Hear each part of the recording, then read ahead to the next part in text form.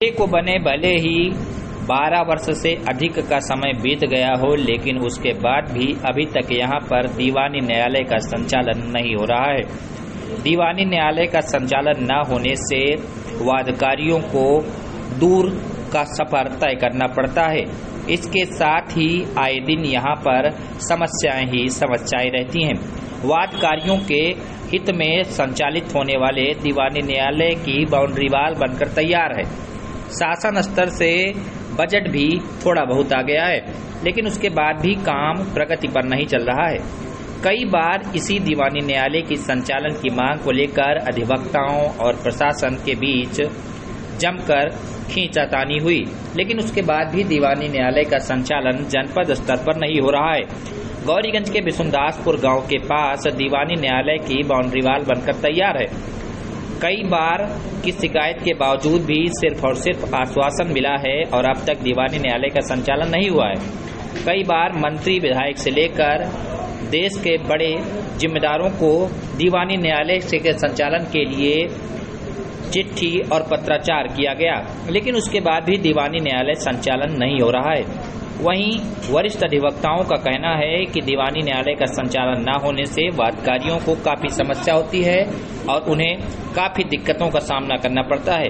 वादकारियों को अपने मुकदमों की सुनवाई के लिए रायबरेली और सुल्तानपुर जनपद का सहारा लेना पड़ता है, जिससे उनके पैसे ज्यादा खर्च होते हैं और उनके समय भी व्यर्थ जाता है। आइए वरिष्ठ अधिवक्ताओं से ही जानते हैं कि किस प्रकार की क्या दिक्कत दीवानी न्यायालय के संचालन से हो रही है और उनकी क्या कुछ मांग है दीवानी न्यायालय संचालन को लेकर।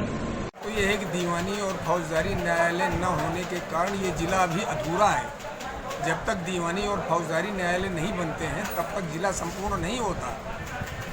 और दीवानी न्यायालय के लिए जमीन का अधिग्रहण भी हो चुका है, बाउंड्री भी बन चुकी है और जिलाधिकारी महोदय ने ये भी बताया कि कुछ धन भी जो है वो प्राप्त हो चुका है दीवानी न्यायालय के निर्माण के लिए, लेकिन अभी दीवानी न्यायालय शुरू नहीं हो पाया। जिले का सृजन 2010 में हुआ था, 13 वर्ष बीत गए हैं और दीवानी न्यायालय अभी शुरू नहीं हो पाई। हम लोगों ने कई बार मांग किया, वकीलों ने मांग किया, वादकारियों ने मांग किया, धरना किया, प्रदर्शन किया, लेकिन अभी किसी प्रकार का कोई संतोषजनक आश्वासन नहीं मिला है कि दीवानी न्यायालय कब चलेगा। और इस अमेठी जिले के लोगों को रायबरेली जिले जा करके और सुल्तानपुर जिले में जाकर के अपने दीवानी फौजदारी के मामलों की उसी प्रकार से पैरवी करने पड़ती है जैसे जिला बनने के पहले थी। तो उन लोगों को तो जिला बनने का कोई फायदा नहीं हुआ है। मैं आपके माध्यम से सरकार से भी मांग करता हूं और संबंधित सभी अधिकारियों से भी मांग करता हूं कि जल्दी से जल्दी दीवानी न्यायालय का संचालन कराया जाए। उमाशंकर सेठों के महामंत्री जिला बार एसोसिएशन अमेठी मुख्यालय गौरी आपको अवगत कराना चाहता हूँ। इसके लिए हम लोगों ने कई बार ज्ञापन दिया। यहाँ की सांसद माननीय स्मृति ईरानी जी को दिल्ली में ज्ञापन देने गए, वहाँ से वापस से आए तो डीएम से विवाद हो गया था।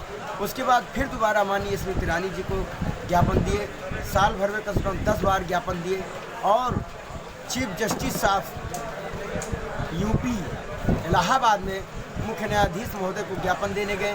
चूँकि शामली और अमेठी दोनों एक पत्रावली थी जिले की, न वहाँ दीवानी बनी है न यहाँ दीवानी बनी है, उसको भी अलग करा दिया और कल उसको अलग करा के शासन को भेजने का काम किया है। यहाँ पर केवल बाउंड्री वाल बनी हुई है।